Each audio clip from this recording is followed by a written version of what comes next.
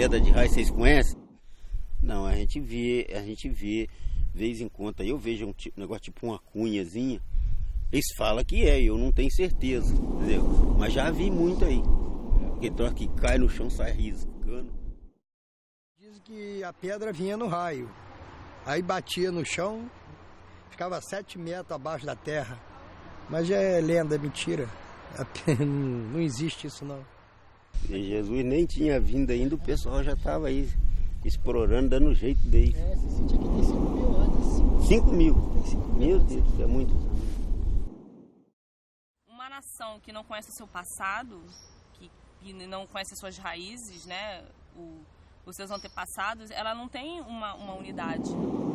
Membros da minha própria família nem sabiam o que era arqueologia. A arqueologia, para mim, é uma forma de você descobrir, né, estudar as populações, né, que nos antecederam, né, sua forma de vida, seus costumes, suas práticas, né, e a importância disso é também nos conhecermos, né, porque o nosso presente está totalmente relacionado a esse passado. Da nossa sociedade, mas é a história da humanidade, é a história do ser humano e a história de pessoas que viveram ali. Mas onde que tem? O que faz? Onde é que vai trabalhar? Hoje nós temos possibilidade de atuar tanto na esfera acadêmica quanto na arqueologia por contrato, né? Hoje em dia você já tem 16 ou 17 faculdades de arqueologia no Brasil, ou seja, o mercado está crescendo monstruosamente, né? Hoje a arqueologia, assim como a geologia, é praticamente pleno emprego, né? Que hoje quase 95 a 98% das escavações arqueológicas são feitas por empresas ou por consultores. E a academia detém aí 5 a 3% das escavações no Brasil. Estudei Ciências Sociais na Universidade Federal Fluminense. Depois eu fiz mestrado no Museu Nacional da Universidade Federal do Rio de Janeiro. Fiz doutorado em Arqueologia na Universidade de São Paulo e fiz pós-doutorado na Universidade do Arizona. Meu interesse, desde o início, sempre foi estudar cultura material. Acho que cultura material é uma via de acesso extremamente interessante para entender sociedades passadas. O foco do meu estudo é entender sociedades do passado, principalmente a sociedade sambaqueira. Desde o início da minha carreira, esse sempre foi o meu tema predileto de estudo. A sociedade sambaqueira era formada por grupos de pescadores-coletores que colonizaram todo o litoral brasileiro. Eu sou formado em História pela UFRJ, com mestrado em Arqueologia também pela UFRJ. O que me trouxe, né, a trabalhar com arqueologia, né, foi esse fascínio pelo passado, né, e mais especificamente ter esse contato com a produção material dessas populações.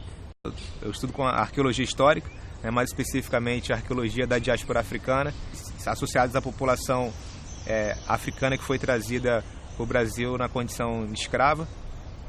Então eu trabalho com as cerâmicas produzidas por esses indivíduos, né, e todo o seu cotidiano social nos ambientes que eles foram inseridos. Minha área de História, estudei na Universidade Federal Fluminense. Eu sempre quis ser arqueólogo desde criança e não existia faculdade de arqueologia. Acabei indo para a área de humana e escolhi História, mas eu sempre muito motivado com o trabalho de arqueologia. Minha especialidade, digamos assim, é arqueologia dita histórica ou pós-colonial, em que eu consigo trabalhar juntamente com documentos históricos, com fontes históricas e tentar fazer esse trabalho de reflexão em cima dessas estruturas, né, que a gente vem a encontrar, né? E eu acho que essa contribuição do meu lado mais humano, de ciências sociais, né, da história, eu também já fiz uma boa parte da curso de geografia, e do lado mais de sociologia, antropologia, eu acho que essa é a minha contribuição. A minha vontade, desde mais nova, sempre foi fazer história. Sempre fui fazer o curso de licenciatura em História, eu queria ser professora. Porque o vestibular acabou saindo primeiro para Arqueologia do que para História, aí eu resolvi fazer. E a minha ideia era mudar de curso no final do ano. Mas aí eu entrei para o curso de Arqueologia, me apaixonei, adorei e estou até hoje. E desde que eu iniciei o curso, toda vez que eu entrava de férias, eu sempre procurava um campo para escavar, né? Fosse no Mato Grosso, em Santa Catarina, no Rio Grande do Sul, no Nordeste, eu estava sempre buscando isso. Então acabou que essa vontade que eu tinha de ir para campo, quando eu cheguei no final do curso, eu já tinha uma experiência legal de como proceder e tal, e conhecer os vários tipos de sítios diferentes que existem. Então, logo assim que eu me formei, eu acabei já recebendo uma proposta para poder vir trabalhar numa grande empresa, numa das maiores empresas de arqueologia do país. Eu sou formada em turismo pela Universidade Federal do Pará. Foi por meio do turismo que eu cheguei na arqueologia, né? Eu trabalhei com a questão do planejamento dos sítios arqueológicos para visitação, né, num parque estadual no estado do Pará. Eu fiz mestrado em antropologia e arqueologia, com ênfase em arqueologia, na Universidade Federal do Piauí, onde eu trabalhei com a questão da conservação integrada do patrimônio arqueológico. No doutorado, eu vou trabalhar com os povos pescadores-coletores, os sambaqueiros, né? Onde eu vou trabalhar a questão da relação dos sambaqueiros com a paisagem.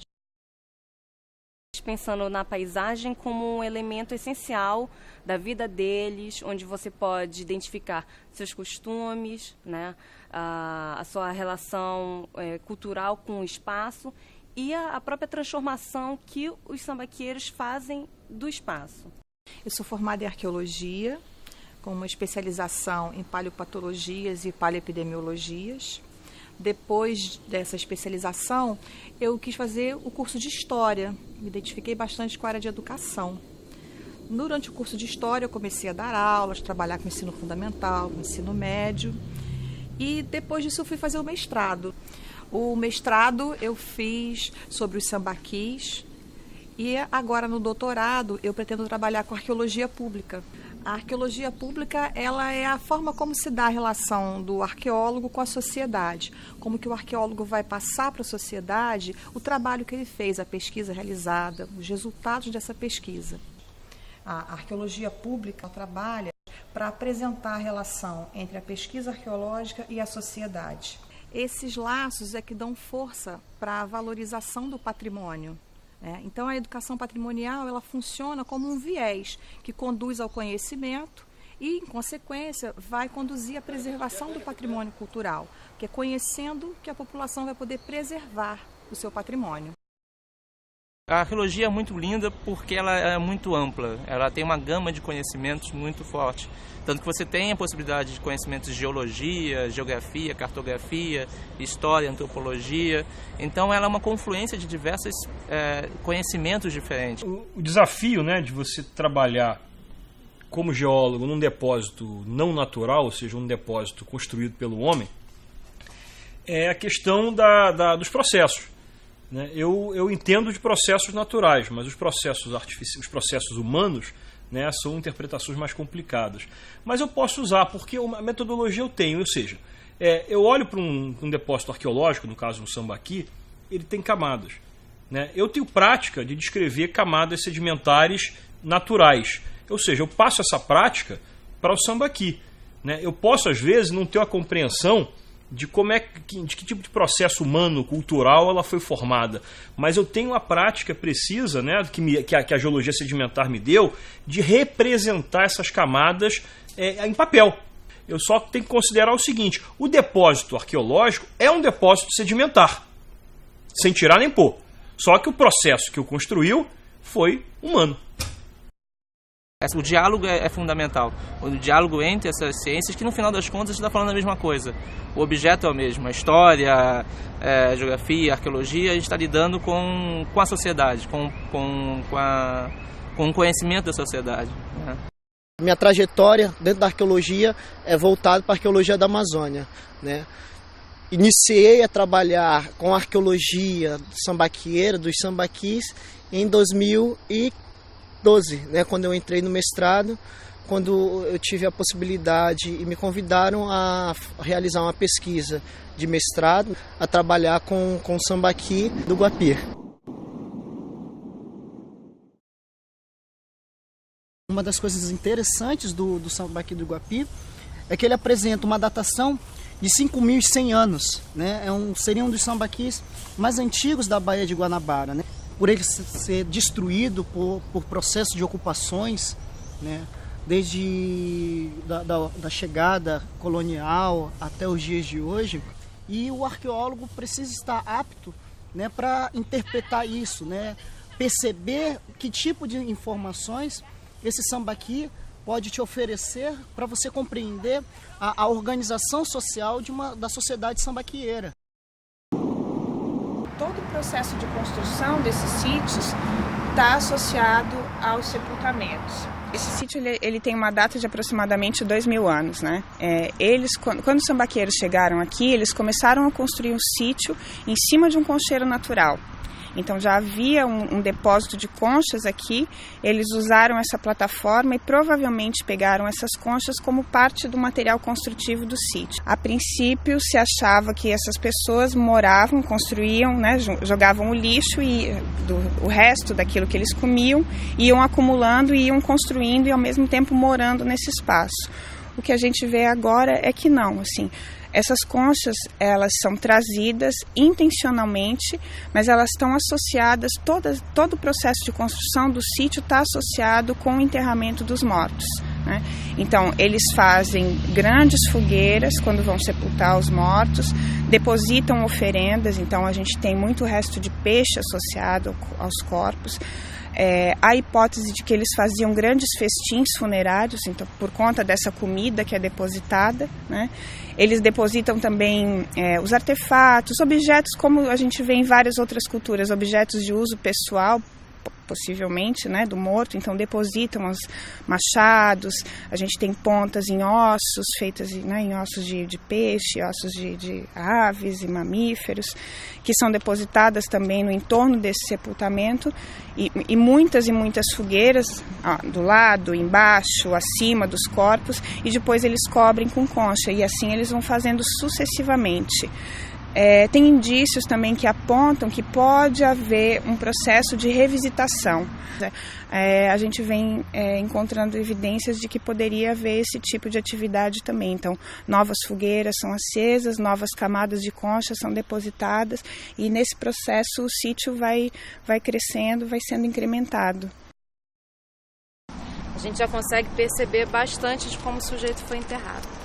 Eu percebi que eles botaram ele aqui direitinho, prepararam toda uma área para botar o sujeito e colocaram ele com as pernas fletidas. As perninhas estão fletidas aqui, ela vai até quase o queixo dele e eu vejo o pezinho daqui. Então ele está bem encolhidinho, que parece que ele está bem inteiro. A gente vai conseguir tirar ele bem inteiro e depois fazer algumas análises de sexo, de idade, para conseguir determinar qual foi a idade de morte do sujeito. Estou fazendo um trabalho paleoparasitológico no sepultamento. A gente trabalha em conjunto com os arqueólogos para a gente poder achar parasitos intestinais que estivessem acometendo a população desse sambaqui. Então, a minha área de interesse, na verdade, é a região pélvica do esqueleto, porque ela vai guardar ainda resquícios do intestino desse sepultamento.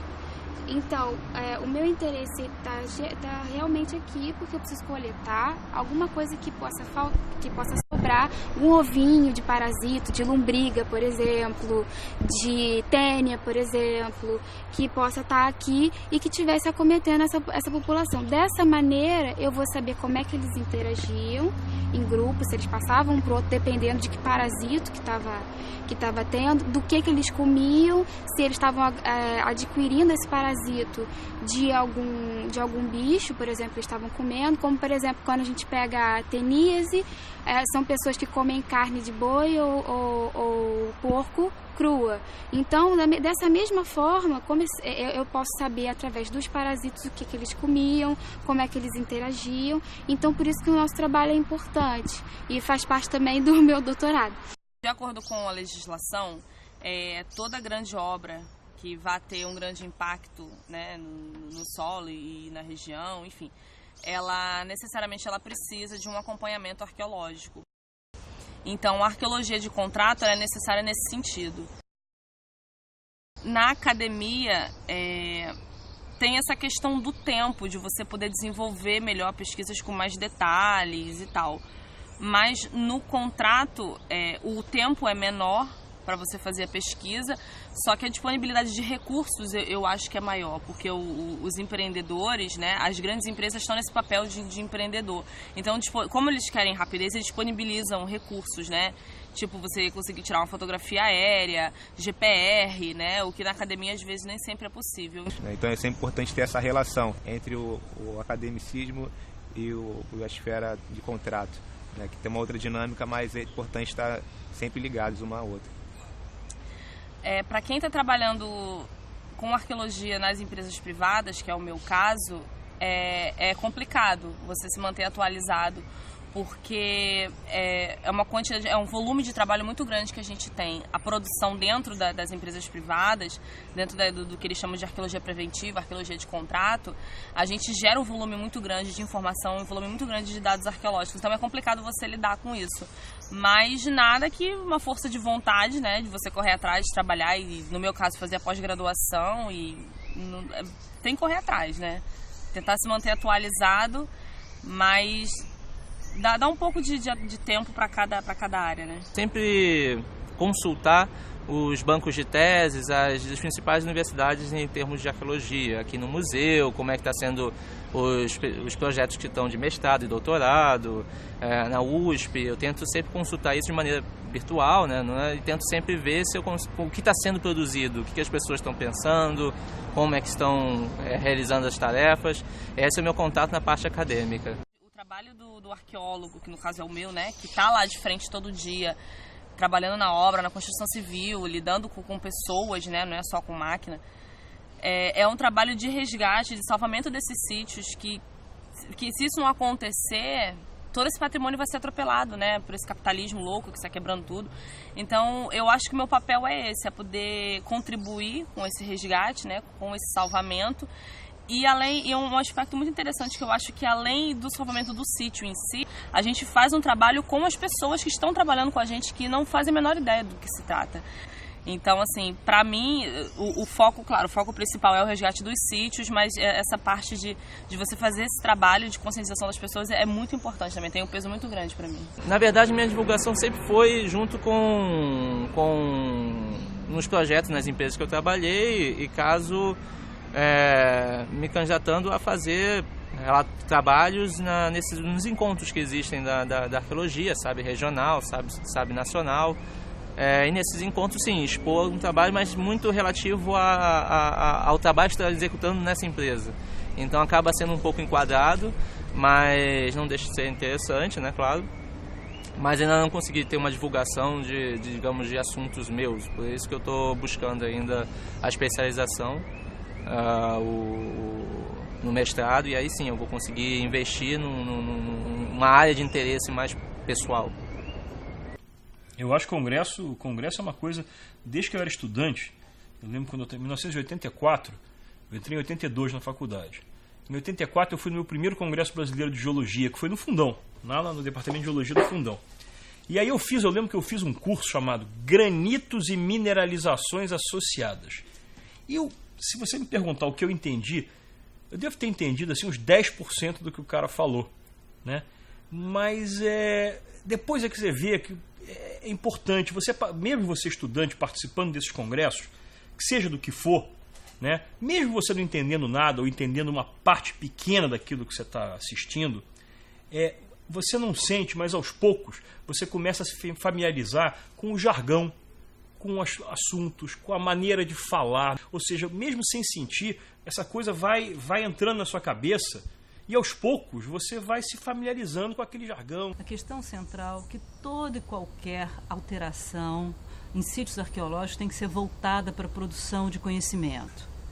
Não se admite que um arqueólogo faça uma escavação apenas por fazer, né? Ele tem que estar norteado por uma perspectiva teórica, quer seja processual, pós-processual, não importa, né? E que ele tenha uma questão, né? E que tenha um compromisso em divulgar esse conhecimento, principalmente para a sociedade científica, mas também para a sociedade nacional. Ele usava essas pedras aqui para cortar os mantimentos, a carne deles, os animais, peixe. Usava para fazer lança, frecha.